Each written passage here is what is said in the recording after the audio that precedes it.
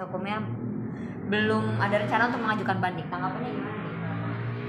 Iya, yang pertama tidak terlalu kaget ya. Kenapa? Karena ini sesuai juga dengan prediksi kita kemarin bahwa TPPU-nya kan sumir dan majelis hakim itu juga berpendapat sama bahwa sama sekali tidak ada tindak tanduk dari Nikita Mirzani ini untuk mencoba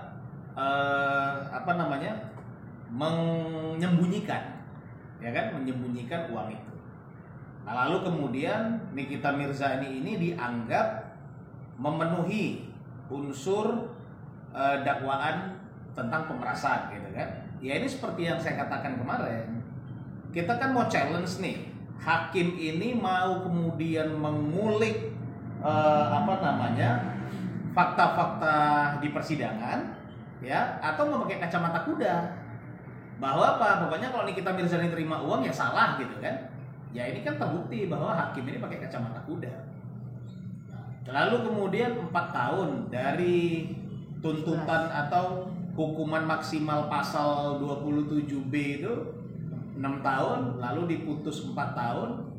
Ya, tapi nggak boleh kita komentarin tuh karena itu adalah kebijaksanaan hakim, gitu ya. Tapi kalau kita mau lebih kritis, seperti yang udah saya ulas sebelumnya, tidak bisa juga seyogyanya kita katakan terpenuhi unsur daripada pemerasan itu, kan gitu. Karena apa? Siapa yang mendatangi siapa? Ketika kemudian ketemu angka, ya kan, sepakat, lalu kemudian dari pihak Nikita Mirzaninya dalam tanda kutip seolah mengejar uang itu karena udah ada kesepakatan, lah masa ini mau dibilang pemerasan?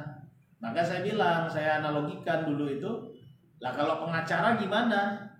Ya kan, datang klien, udah dikasih angka, kliennya pergi, nggak balik-balik, ya kan? Lalu pengacaranya untuk memastikan telepon kliennya, ya kan, pengacara banyak ilmunya, ya kan? Pengacara bilang, Pak, Bu, kemarin kita udah bicara, gimana? Apa kepastian dari Ibu? Apa kepastian dari Bapak? Karena mohon maaf, ini dari pihak sebelah udah menghubungi saya. Akan nggak mungkin masa yang begini juga nanti besok mau dibilang pemerasan, gitu ya. Nah, tapi apapun itu kita hormati putusan dari majelis hakim. Lalu kemudian ada upaya-upaya hukum lain, ya kan? Ada upaya hukum banding. Nah, tapi kita nggak bisa juga terlalu banyak mengintervensi karena ini kembali kepada Nikita Mirzani dan kuasa hukumnya. Apakah mereka berpikir bahwa kalau putusan PN-nya begitu dibanding ke PT, ya, putusan pengadilan tingginya biasanya atau paling tidak sama juga, nah, gitu kan? Bisa aja mereka mempunyai pandangan begitu. Jadi kalau mungkin hari ini mereka belum bisa menyatakan akan banding atau tidak, ya mungkin dalam konteks berpikir ke arah sana tadi, Pak, nimbang-nimbangnya. Oke, satu lagi kali ya Bang, mungkin pengaruhnya gitu atau pengaruhnya dengan gugatan yang PMH gimana nih Bang dari putusan ini? Nah gini, jadi yang menarik, yang perlu masyarakat tahu ya kira-kira, apakah dengan Nikita Mirzani divonis 4 tahun oleh majelis hakim, lalu otomatis uang yang diberikan itu harus dikembalikan oleh Nikita Mirzani? Ini tidak. Jadi putusan pidana itu tidak membuat Nikita Mirzani itu harus mengembalikan uang yang 4 miliar itu. Nah gitu. Kenapa? Karena harus kita lihat, pidana itu bicaranya peristiwanya, bukan bicara angka-angka uang itu siapa rugi siapa yang nggak rugi, gitu. Kenapa? Karena poin rugi dan lain sebagainya itu ranahnya perdata, bukan ranahnya pidana. Nah hanya memang karena hari ini gugatan PMH, perbuatan melawan hukumnya, sedang bergulir di pengadilan.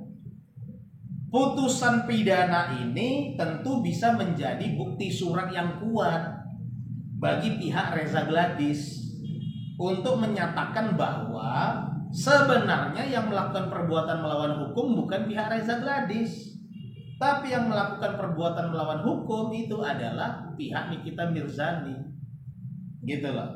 Sehingga tuntutan itu bisa berujung kepada apa? Bisa berujung kepada pihak Nikita Mirzani lah yang harus membayar. Walaupun dalam konteks hari ini gugatan PMH-nya digaungkan atau digugat oleh pihak Nikita Mirzani. Nah ini kalau anekdot kita di dunia hukum ini senjata makan tuan ini, gitu. Ya, tapi apapun itu, ya kita lihat kalau saya menyatakan atau boleh berpendapat, boleh memberikan saran, sepanjang kuasa hukum Nikita Mirzani itu percaya bahwa kliennya tidak memenuhi unsur 27B itu, maka lakukan banding.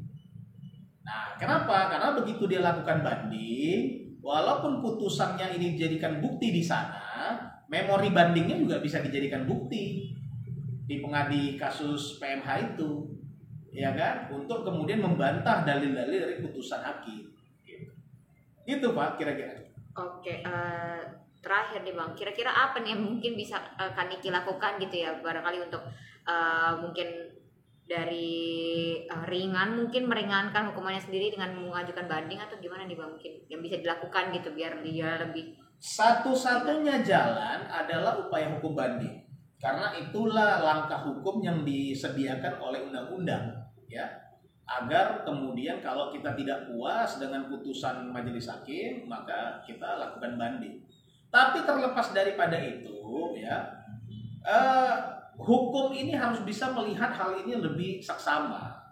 Kita lihat banyak sekali oknum-oknum, ya, oknum-oknum dokter, oknum-oknum artis yang kemudian hari ini terjun tidak lagi dalam profesinya, ya, tidak lagi dalam profesinya seorang dokter, tapi terjun ke arah bisnis.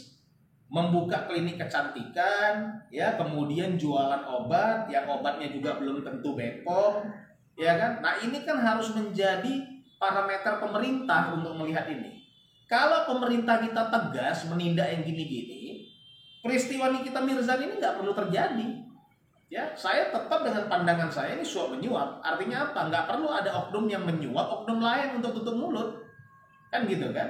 Nah kita nggak tahu nih, pemerintah mungkin dalam hal ini IDI, ya, Ikatan Dokter Indonesia, lalu kemudian Kementerian Kesehatan mau sampai kapan seolah-olah tutup mata dengan fenomena ini?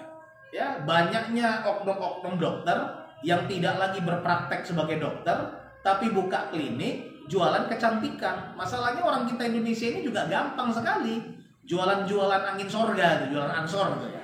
Itu gampang dibuai dengan yang gitu-gitu. Ya kan, dan mereka nggak peduli, jadi dijual seolah-olah role modelnya gitu ya, contohnya nih cantik begini, padahal apa kasih contohnya pakai produk itu? Ya nggak juga. Nah gitu, nah ini pemerintah mesti turun tangan, ya, kalau enggak, yakinlah bahwa apa, dan saya hakul yakin sampai hari ini banyak korban yang udah jatuh tapi nggak mengadu kepada aparat penegak hukum, gitu, ya kan? Kenapa? Kita tahu anekdot di Indonesia ini, hilang kambing, lapor ke APH, malah hilang kerbau katanya. Ya kan? Nah ini kan membuat mereka itu enggan melaporkan hal ini ke pihak penegak hukum. Di sisi lain, oknum-oknum dokter-dokter yang tukang dagang ini hari ini, itu kemudian kalau ada korban begitu-gitu diselesaikan juga dengan uang. Nah ini harus jadi perhatian penuh saya kira. Di satu sisi bagaimana kemudian kursi untuk kuliah dokter itu tidak mudah didapat. Di sisi lain banyak dokter-dokter hari ini menyandang gelar dokter dia nggak praktek. Tapi apa, dia dagang. Ada yang saya lihat dagang obat di TikTok itu ya.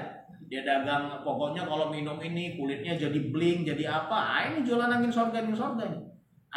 Apakah dalam kode etik seorang dokter, ya, yang disepakati IDI dengan Kementerian Kesehatan, boleh dokter itu kemudian menjanjikan? Ini kan menjanjikan kecantikan, ya kan, menjanjikan yang lain-lain.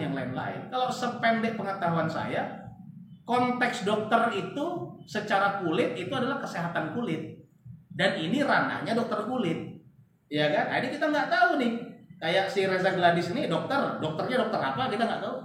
Lalu kemudian dokter-dokter yang kemudian punya klinik-klinik kecantikan ini basicnya dokter apa kita nggak tahu. Ya, ada sebagian saya cek dokternya dokter umum. Nah ini kan lucu nih, dokter umum kemudian bikin klinik kecantikan, ya itu jadi orientasinya bukan lagi menyelamatkan nyawa orang, bukan lagi mengobati orang sebagaimana sumpah dia ketika diambil profesi itu. Tapi apa? Orientasinya udah cari uang. Dan cari uangnya juga nggak benar. Nah, jadi saya kira terlepas dari kasus Nikita Mirzani ini kita lihat siapa salah siapa benar, fenomena ini harus jadi pandangan pemerintah.